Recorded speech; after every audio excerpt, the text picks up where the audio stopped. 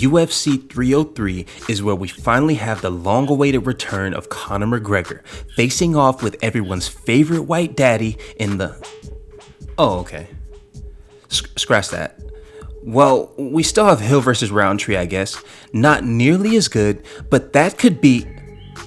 Are you serious? Ah, come on, man. Wait, is that who I think it is? Ooh, hell yeah. Now you're speaking my language. Hey, it's getting hot in here. Anyone else getting hot? Hey, is anybody else feeling a little steamy? Alright, so a few things happening at UFC 303 that are at least noteworthy. We get to watch a Japanese grappler take a guy named Carlos to ground and pound town. That should be fun. Peyton Talbot's coming back to walk forward, throw punches, and just be an all-around cool guy. Joe Pyfer returning to show us, no, he actually does have cardio. And of course, the company man said yes. Again. As if you had a fucking choice. But we got to talk about the fights that make this card. For me, it starts with Ian Garry versus MVP. People call Ian Garry certain names, but every girl has a past, so I'm not gonna call him those names.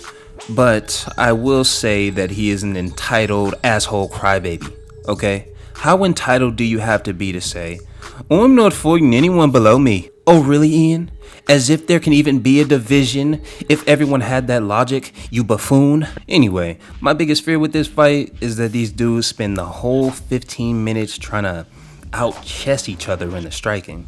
That happens in a lot of MVP fights actually, and Garry has no problem standing in front of a dead body like Neil Magny or any of these other dudes he's fought. He even let Kenan Song make it to the third round. He's just not a dude that finishes his food enough for me. But I see Ian as a younger guy matching the speed of MVP and having slightly, and I mean slightly, more volume. So Ian Garry probably wins a boring decision, gets on the mic and asks Joe Rogan, is somebody gonna match my freak?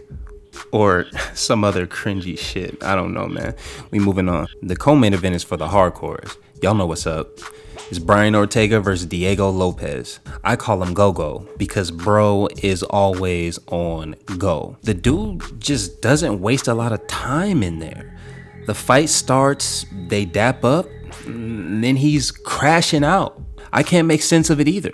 On the other hand, Ortega is a notoriously slow starter. He always has to withstand some type of monumental beating before he gets going or even has moments in the fight. That's why Go-Go is the last thing that Ortega needs on his plate. Okay, so you want the chicken thigh and the mashed potatoes with the gravy? All right.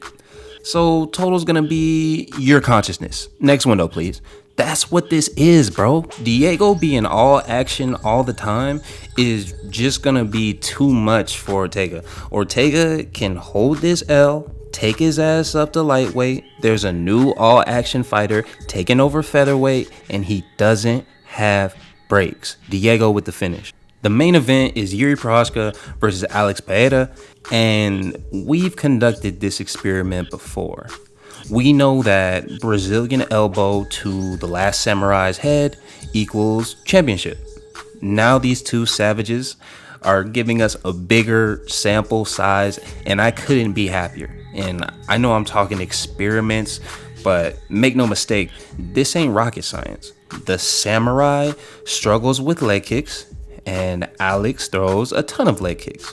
So I see Alex being able to put it on him, not get caught with any of that funky stuff that Jiří does, because he usually only lands that funky stuff when Jiří has his opponents hurt already. And just with Alex being so much better in the stand-up, I don't see him getting caught by Jiří. Alex is just too clean, too technical, everything that Jiří is not in the stand-up, you know? So, and I see him being able to put it on him and keep it on him.